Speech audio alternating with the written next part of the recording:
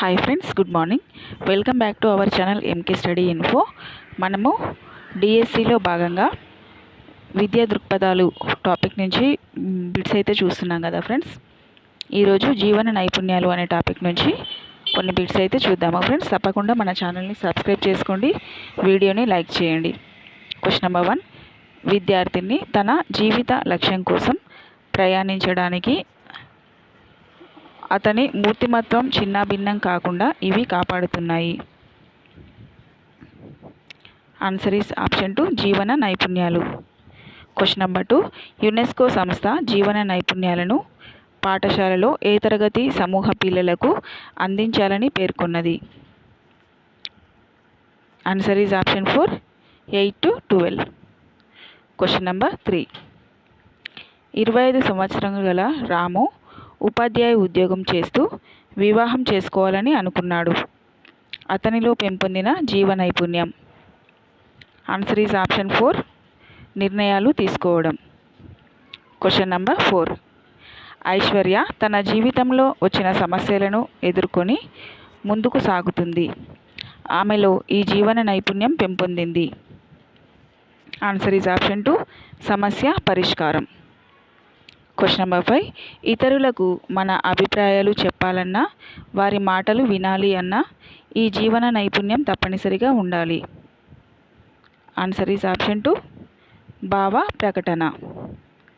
Question number 6, సమాజంలో ఇతర వ్యక్తులతో సంబంధం లేకుండా మనిషి జీవించలేడు. అలా జీవించేవాడు ఎవరైనా ఉంటే దేవుడైనా కావాలి లేదా దయ్యమైనా కావాలి అని పేర్కొన్నది. Answer is option 4, Aristotle. Question number 7, సమాజంలో ఇతరులతో కలిసిమెలిసి స్వేచ్ఛ సంతోషంగా జీవించాలంటే ఇది తప్పనిసరి. ఆన్సర్ ఈజ్ ఆప్షన్ 3, పరస్పర సంబంధాలు. క్వశ్చన్ నెంబర్ 8, నవ్య అనే విద్యార్థిని పాఠశాలలో అంగవికలాంగులకు సహాయపడుతుంది. ఆమెలో పెంపొందిన జీవన నైపుణ్యం.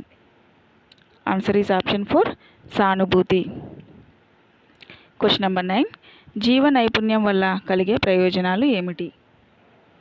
ఆన్సర్ ఈజ్ ఆప్షన్ 4, పైవన్నీ. మూర్తిమత్వాన్ని కాపాడుతాయి, లక్ష్య మార్గానికి తోడ్పడతాయి, ఆత్మవిశ్వాసము కలిగిస్తాయి.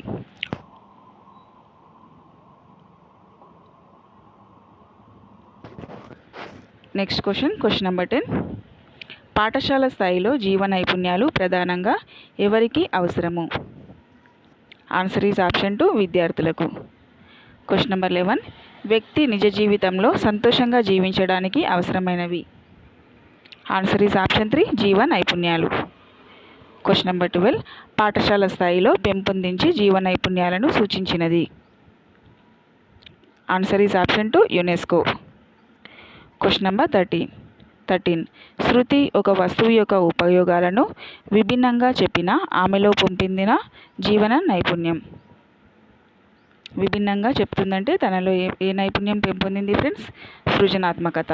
ఆన్సర్ ఈజ్ ఆప్షన్ 4, సృజనాత్మకత, ఆలోచన.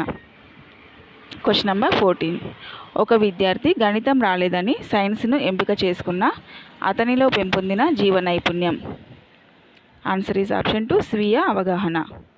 క్వశ్చన్ నెంబర్ 5, ఒక విద్యార్థి కిరణ్ పాలన కంటే వైఎస్ పాలన మిన్న అని పేర్కొనిన దాన్ని ఏమంటారు? విమర్శించడమే కదా ఫ్రెండ్స్. ఆన్సర్ ఈజ్ ఆప్షన్ 1, విమర్శనాత్మక ఆలోచన. నెక్స్ట్ సమ్మిళిత విద్య నుంచి చూద్దాము. క్వశ్చన్ నెంబర్ 1, 26 డెసిబిల్స్ 40 డెసిబిల్స్ల స్థాయి లోపము. ఆన్సర్ ఈజ్ ఆప్షన్ 2, తక్కువ వినికిడి లోపము. క్వశ్చన్ నెంబర్ 2, సంఖ్యలను తిరగబెట్టి చదివేవారి వైకల్యం. ఆన్సర్ ఈజ్ ఆప్షన్ 4, అభ్యసన వైకల్యం. క్వశ్చన్ నెంబర్ 3, అకారణంగా కళ్ళ నుండి నీరు కారడం ఈ వైకల్యం గల వారి లక్షణం. ఆన్సర్ ఈజ్ ఆప్షన్ 1, దృష్టి వైకల్యం. క్వశ్చన్ నెంబర్ 4, 2 లేదా అంతకన్నా ఎక్కువ వైకల్యాలు ఈ వైకల్యం గల వారి లక్షణం. ఆన్సర్ ఈజ్ ఆప్షన్ 4, బహుళ అంగ వైకల్యం. క్వశ్చన్ నెంబర్ 5, ప్రజ్ఞాలబ్ధి 20 to 25 మధ్య ఉన్నవారు. ఆన్సర్ ఈజ్ ఆప్షన్ 1, మూడులు. క్వశ్చన్ నెంబర్ 6, అతి తీవ్ర మానసిక వైకల్యాల ప్రజ్ఞాలబ్ధి సుమారు. ఆన్సర్ ఈజ్ ఆప్షన్ 4 20 కన్నా తక్కువ. నెక్స్ట్ క్వశ్చన్, డిస్లెక్సియా అనునది డ్యాష్ సంబంధ వైకల్యం. ఆన్సర్ ఈజ్ ఆప్షన్ 2 పఠన సంబంధ వైకల్యం. క్వశ్చన్ నెంబర్ 8, డిస్గ్రాఫియా అనునది డ్యాష్ సంబంధ వైకల్యం. ఆన్సర్ ఈజ్ ఆప్షన్ 3 లేఖన సంబంధ వైకల్యం. క్వశ్చన్ నెంబర్ 9, డిస్కాల్కులియా అనునది డ్యాష్ సంబంధ వైకల్యం. గణిత సంబంధ వైకల్యం. క్వశ్చన్ నెంబర్ 10, సంఖ్యా పరిమాణాన్ని అర్థం చేసుకోలేకపోవడము సంబంధ వైకల్యము. గణిత సంబంధ వైకల్యం. క్వశ్చన్ నెంబర్ 11, పదాలను సరిగా ఉచ్చరించలేని వారి వైకల్యము. ఆన్సర్ ఈజ్ ఆప్షన్ 3 192 భాషణ పఠన వైకల్యము. క్వశ్చన్ నెంబర్ 12, కండరాలు బిగుసుకుపోవడము డ్యాష్ యొక్క లక్షణము. ఆన్సర్ ఈజ్ ఆప్షన్ 4 అనన్యత యొక్క లక్షణము. క్వశ్చన్ నెంబర్ 13, ఒక పిల్లవాని వైకల్యం గుర్తించడంలో వీరు ప్రముఖ పాత్ర వహిస్తారు. ఆన్సర్ ఈజ్ ఆప్షన్ 4 పై వారందరూ, తల్లిదండ్రులు, ఉపాధ్యాయుడు, అలాగే డాక్టర్లు. నెక్స్ట్ క్వశ్చన్ నెంబర్ 14, ప్రాథమిక మూల్యాంకనం ద్వారా పిల్లల్లో వైకల్యాన్ని గుర్తించవచ్చు. ఆన్సర్ ఈజ్ ఆప్షన్ 2 శారీరక వైకల్యం. క్వశ్చన్ నెంబర్ 15, యూనివర్సలైజేషన్ సూత్రం ఆధారంగా పనిచేసే విద్యా నమూనా.